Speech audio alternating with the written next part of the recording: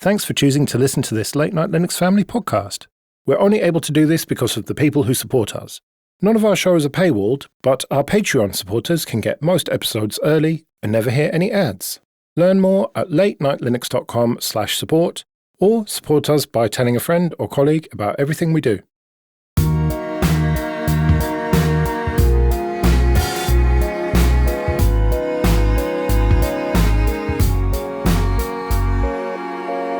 Hello and welcome to episode 392 of Late Night Linux, recorded on the 29th of June 2026. I'm Joe, and with me are Phelim. Shh, don't let the machines hear you. Graham. Good evening. And Will. Hello. Before we get into the news, I wanted to say thank you everyone for coming to the meetup on Saturday near London Bridge. It was great. I got very drunk, had many conversations, and a great time was had by all, I think. And I want to give a special shout out to Felix and Felix, who came all the way from Germany. Wow. So, Phelim, no excuses. Why weren't you there? Why wasn't the other two there? I mean, they were even closer, for God's sake. Fair. Why am I the one who has to pay €300 for a flight? Well, Will, you almost came, but then the trains fucked you. Yeah, I tried, but it was not to be. The wrong type of sunshine on the track, was it? Yeah. I think it was, yes, unfortunately. And also it was great to see Gary, the guy who gave me the 3D printer. He came along and we talked 3D printing for a while. And the guys from Hybrid Cloud Show were there, and Andy from DevTime, and many, many other people. I'm wondering when to do it again. I think we definitely should do it next year. That is a no-brainer. The question is, do we do another one towards the end of summer? I'm thinking like late August, early September, maybe. What do we think? I know some people wanted to come and couldn't. So, I don't know, let us know. Show at latenightlinux.com. Should we do another one of these in late summer? Graham, you couldn't come because you were presenting a talk at Open South Code in Malaga. Definitely not a free jolly or anything. Yeah, I accidentally got my talk accepted. Yeah, I would have loved to have gone, and I'm sorry that I couldn't make it. I got the talk accepted, and it was actually, it's been 2 years since the Documentation Academy. So while my talk was a little bit like that, it was also more about how I feel that the model at the heart of the Academy, where there's a big task list of lots of different tasks, would work, even if you're in design, or even if you wanted to offer legal support as well as programming support to projects. So that was what I was trying to evangelize there. And it went well, but it was very relaxed and very south of Spain. Presumably really great people as well. Yeah, it's really friendly. It's a really good event, actually. It's pretty small, a few hundred people, but I highly recommend it, especially if you're in that part of Spain anyway. Right, news then. The big news. The Steam Machine pre-orders are now kind of up. We have pricing. You can enter a lottery to join the queue to buy one. There's various reviews, including a really long Gamers Nexus video, and there's also a teardown. I bought 3. Oh, did you now? Right. They're so cheap and easy to get that it was no issue whatsoever, so it's all grand. Yeah, so let's start with the pricing then. So I think we should.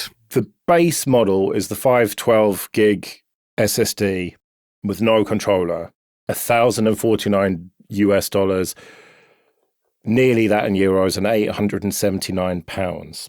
It's quite a lot, but then for what you get, it's not outrageous. I mean, it is outrageous, but it's not Valve's fault that it's outrageous. Yeah. I think you hit the nail on the head there. I'm glad they're making them available. You know, they said they're not like subsidizing them in any way. It's expensive. You can build your own, and you should build your own. If you can't build your own, if you can't be bothered and you've got the money, I still think it's a good thing. But in particular, what I really like is the kind of user experience of the Steam Deck, just being able to turn it on or resume and carry on and know that things have been tested and optimized for that device. And I think this is a good opportunity for that to happen, depending on how many they actually have in stock and are able to sell. But I'm glad they've made it available, and the price is disappointing. Will, did you not actually link to a story that had the price of actually the hardware that was in it? And actually, they're not making that much money whatsoever. Well, almost. I think it was somebody trying to build a machine from off-the-shelf components of a similar spec, as close as they could get. For example, you can't get the exact APU that Steam are using in their machine, but you can get something which has the same performance characteristics. And I can't remember now, I'd have to go and have a look, but it was sort of single-digit hundreds of dollars worth of profit on that entire machine. I think it was maybe like $100 to $200 of profit on that entire machine. Maybe not even that much. It's less than that. You might be thinking of the Gamers Nexus video, which I will link in the show notes. They did a kind of comparison. It's very, very difficult to do a comparison because a lot of the parts are bespoke or proprietary in this Steam machine, like the cooling and motherboard and everything. So it's hard to do a one-to-one comparison, but Gamers Nexus basically put one together, and it was about $71 less than the Steam machine.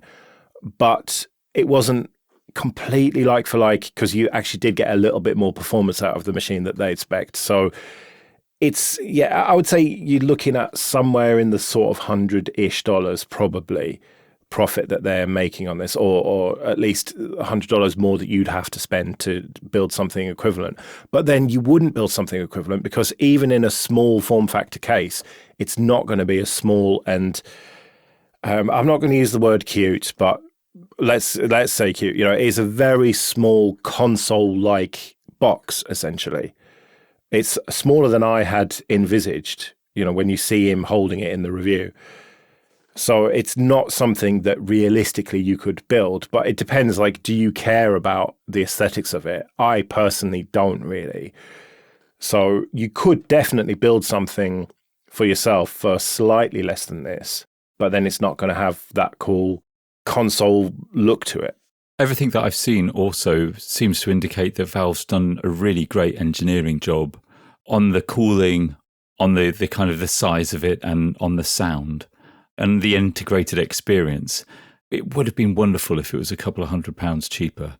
But I hope it does well enough for them to continue if in any point in the future there's, things get back to normal in terms of pricing. But if not, I have to say, like, the Steam Live, but I'm playing games that are still years and years and years old on my Steam Deck. And this is going to be the perfect machine for doing that if you can't be bothered to build it yourself or buy an old PC and run it somewhere else. Well, because of this lottery thing, I've had to make a purchase on Steam for the first time. I've had a Steam account for ages, but in order to get into the queue to buy one of these, you need to have made a purchase before April the 27th this year. And I thought, shit, I've never bought anything on Steam and I want to buy the frame, ideally.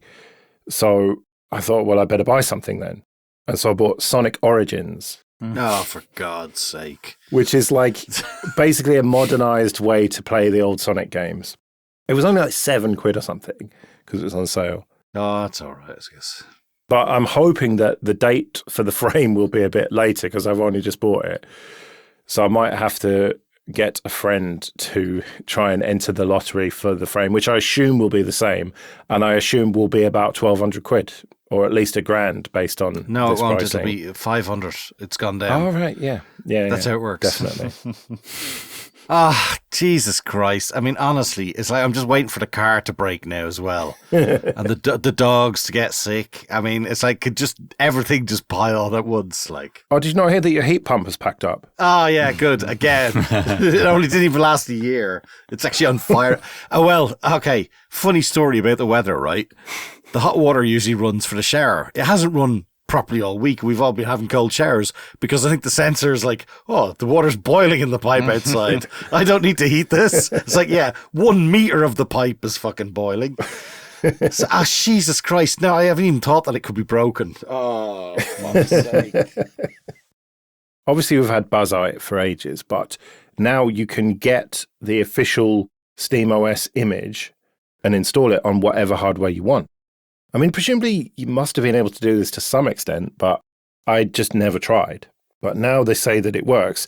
You do have to get a specific Steam Deck image, and it wipes out the whole disk, so be prepared for that. But then it just works really well. And I installed it on the machine that shall not be named, the repairable Big Tent laptop, let's just say, that has quite a nice APU in it. Does the USB work? Is that what it's called? Well, sometimes it does. The fan goes like I've never heard before while playing even something pretty lightweight like Sonic. Hang on. Is that literally the only game you could benchmark against? Yes, it Okay, is. good. Right, so there we go. Yeah, I don't know. I just bought Sonic Origins. Like, there was this other game in my library that's some football thing that I didn't buy that I assume just everyone gets that I haven't tried yet. But I was more interested in the interface and the KDE desktop and everything. And it is really quite impressive, isn't it? I mean, Graham, this is very old news to you playing with your Steam Deck, but it really is a slick experience. Yeah, it really is. It just feels like a PC. And the way you switch between them, at least on the Steam Deck, is really seamless and just very, very useful. I was going to ask you about that because the way I have to do it is basically go to try and turn it off. And then in the power menu, there is PC mode. And then it just like closes Steam and boots up the KDE desktop. And then to get out of that back into the Steam big picture or whatever, you have to log out. So on the Steam Deck, I mean, it may do the same thing, but there's like a desktop shortcut for going back to the SteamOS view. Maybe I missed that. Yeah, but it's the same in terms of you have to hold down the power button on a Steam Deck and it gives you the option. Right. And then on a Steam Deck, it'll run Steam automatically because that's what enables the input methods on the desktop by Steam running in the background. Yeah, because I did notice my Xbox, I think it's a 360 or whatever USB controller, worked absolutely perfectly. I mean, it even showed up with an Xbox logo in Steam. But then in the desktop, it just didn't work at all. I had to use the touchpad on the laptop. Yeah. If you load up Steam, it'll work. Right. And maybe there's some configuration option there to run Steam, auto run Steam, and then you'll get controls you'll be able to move the mouse around with your joystick. Right. It's funny that you said it's like a PC. To me, it's not at all. Like, it's like a console to me, like by default. Yeah. I was talking about the desktop experience, sorry. Yeah, SteamOS is. I mean, I run big picture mode on my PC that's plugged into my living room PC. I run that by default from the beginning, and it just feels like a console. I really like it until I have to launch some other launcher, which I hate. I mean, it even makes the shit console style noises that I found a way to turn off, thankfully. Like, just when you're going through the menus, it feels like a PlayStation or an Xbox or whatever. Yeah, only with lots more control, like bandwidth limiting on downloads, whether you want to download while you're updating, loads of game controller support, Switch game controllers, PlayStation game controllers, 360 generic devices, all of those things all at the same time. And this is sounding like a marketing campaign, but the way that you can configure joysticks, through Steam to do absolutely anything, even chords and all that kind of stuff. So you can really, really go to town with how you like to control games. You said chords? What? Yeah, like you can get it to perform specific actions, even keyboard actions by holding down two buttons at the same time, or even pressing one button and then another button. So not musical chords. Yeah, okay, sorry, that's why I was confused by that. I don't know whether that's a real term, but that's what I call it when you hold down a couple of keys to do something that you can program. It kind of makes sense. So, yeah, okay. No, fair enough. So the big question, are any of you in the queue or in the lottery to be in the queue for one of these Steam machines? Nope. No. Nope. I mean, if I had nothing, I think it's quite good. I mean, yeah, don't get me wrong. If I was purely into playing a few games now and again, it sounds like a brilliant idea. But my PC is better, bigger, whatever. Yeah. Yeah. I mean, my PC is actually from 2019. It's got an NVIDIA 2080 Ti in it from 2019. And I still think that quite easily outperforms the Steam machine. And also, it plays everything I want it to play. We actually got an email about a potential Steam machine. It's an ASRock AMD BC250 server blade. And Andy wrote to us about that with a link to an ETA Prime video where they're repurposing one of those. You can get them for about 100, 150 quid, apparently. Yeah, I've seen them for about 180 on eBay. I hadn't seen this at all, but this was, I don't know, should we mention it? It was used for crypto or something like that. But what was really interesting is that those blades, they kind of locked off some of the capabilities, the core, supposedly because they may not work or they were a lower quality.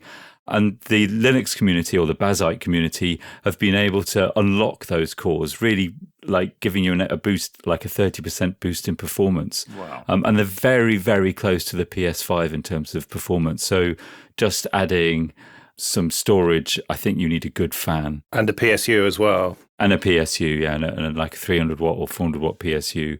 You get a pretty reasonable gaming PC, I think. Yeah, good job NVMe drives aren't like 300-400 quid. Oh, God, yeah. I was actually thinking my arcade machine PC is really old now. And putting this in an arcade cabinet would be a massive upgrade on that, and a nice kind of self-contained gaming-specific GPU, APU. Do you really need powerful hardware to run MAME, though? No, but the way that you kind of start using shaders to simulate CRTs and wanting to get 60 or 120 frame rate, and you want 4K because you want the bevels to be rendered in super high resolution, it soon uses it up. Essentially, it gets out of hand really fast, Joe, and your anorak looks terrible if it's all dithered. Right. I asked this because I got my R36H, by the way, which is that little handheld thing, and it's been absolutely fucking great. My missus has basically stolen it off me to play Pokemon on it most of the time, but I've been playing all sorts of games on it, including some main ones, like, the old arcades, and it works absolutely perfectly on this tiny ARM thing. So I think you're going overboard, Graham, frankly. It's true, yeah. I mean, they probably had a resolution of 320 by 240 or something, and that would be absolutely fine. And yes, it's a mess, but it looks great. I've been playing Afterburner and Space Harrier and just really proper old school games. And it's just, the graphics are so shit, but the playability was there back then. Yeah. But Joe, I don't need glasses, Ressington. We'll talk to you in about 6 months when the time you can't even fucking see the end of your arm. Yeah. Oh, God. The other day, I was in the supermarket trying to look at the ingredients of something, and there was a young person watching me, and I was proper doing that arm's length squinting thing. And I thought, oh no, I'm just so old now. Well, we await the frame, and I don't know when it's going to be. It's going to be soon. Hopefully, by the time we talk again, it'll be available for the lottery. I'll have one. Oh, yeah, you'll definitely have for one. free. A review. I'll do a review of it. Hey, Gabe, if you're listening, I'll do a review. Just give me one. Yeah, exactly. We've got as much reach as Gamers Nexus, haven't we? So, yeah, we should definitely. He's a loser. Look at him there with his big long hair and his beard. What a loser. They did such an amazing job with that, I have to say.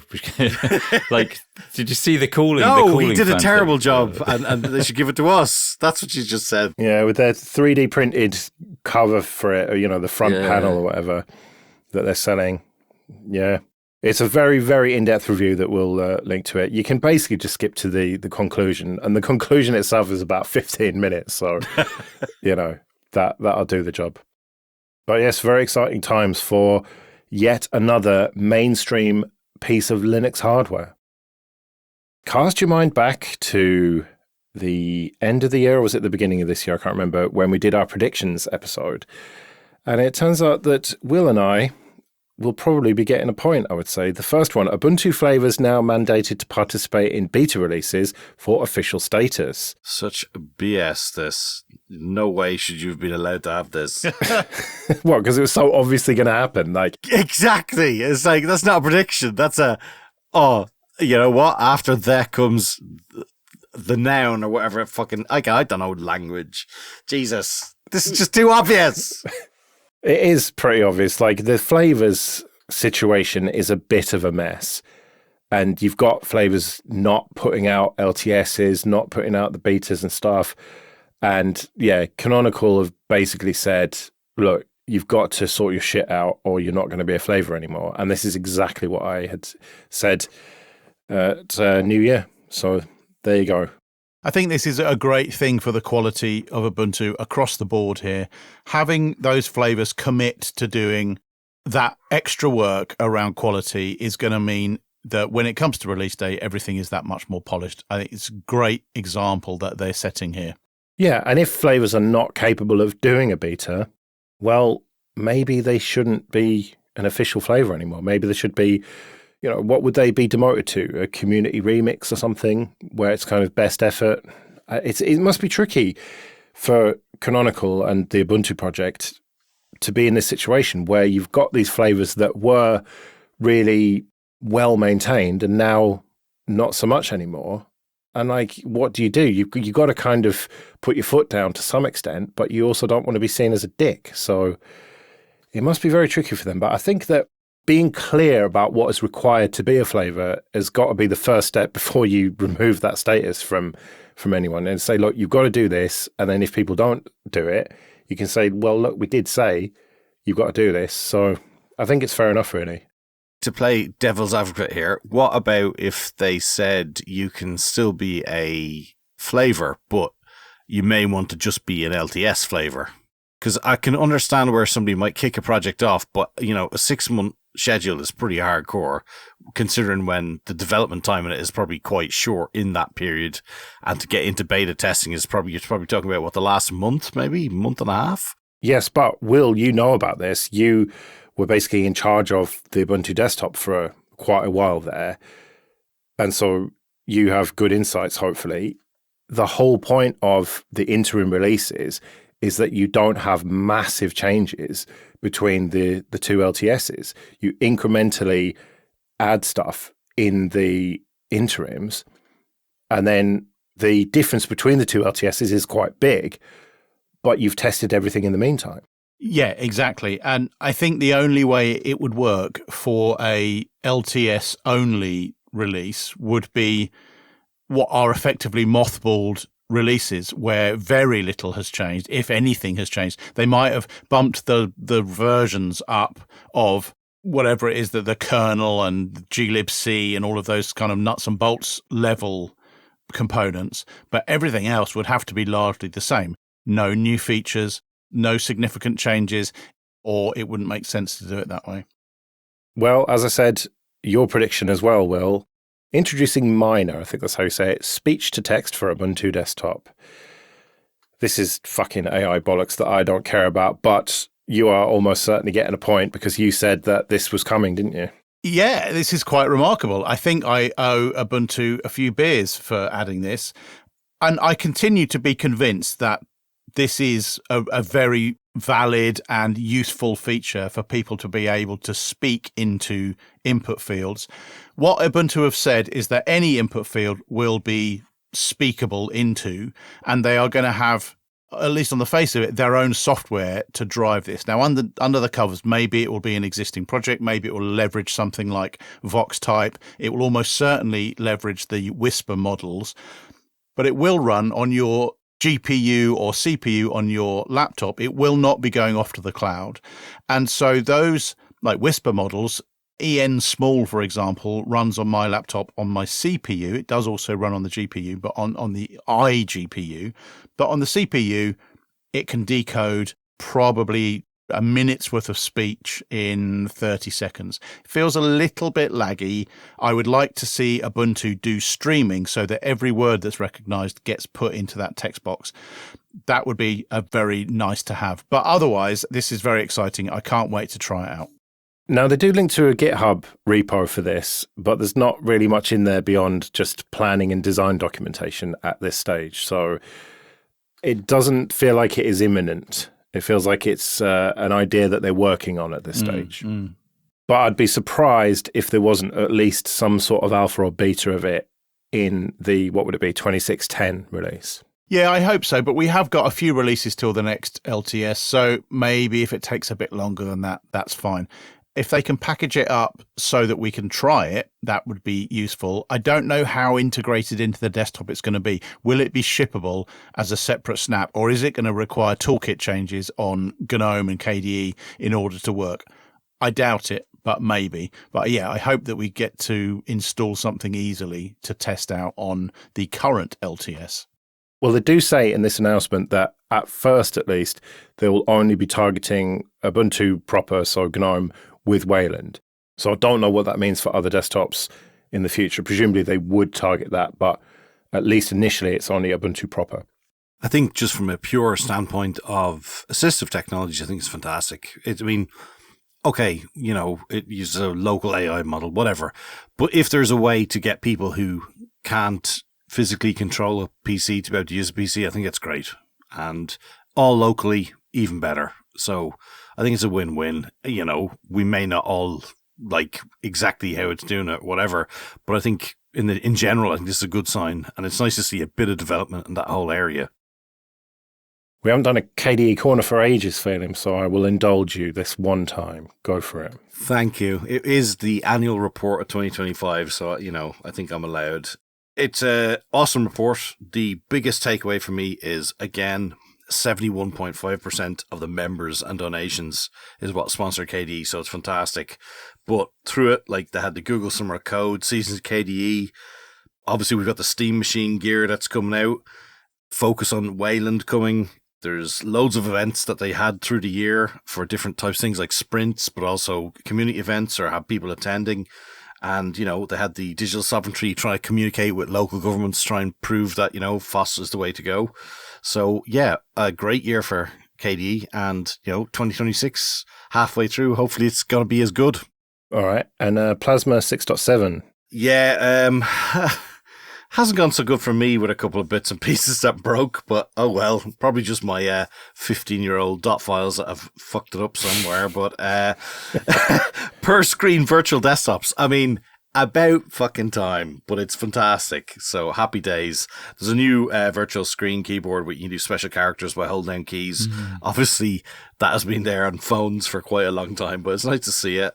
The day-night switch really quick, which is quite cool, and better integration with Flatpaks for background apps and stuff. And there is, because of its 30-year birthday, the Oxygen, which is the really old-style, glassy-looking KDE. There is a revival of that. Yeah, what's old is new again, isn't it? With the Apple stuff. Oh, well, yeah, no, exactly. I looked at it once and just went, no, I had that years ago. I'm never touching that again. But yeah, they have the new union system as well. So it's sort of freshing going on into that to help and bring it forward a little bit. So it'll be easier for people to do their own sort of themes and stuff. Yeah, and you've got an FAQ that we can link to for people who want to get into that theming. Yeah, really simple. I did it for myself. I mean, they say it's obviously still beta, you know, take it with a pinch of salt. But yeah, it's there. I haven't noticed any issues with theming and stuff, so it's been quite okay. But, you know, try it out. Right, well, we'd better get out of here then. We'll be back next week when who knows what we'll be talking about. But until then, I've been Joe. I've been Phelan. I've been Graham. And I've been Will. See you later.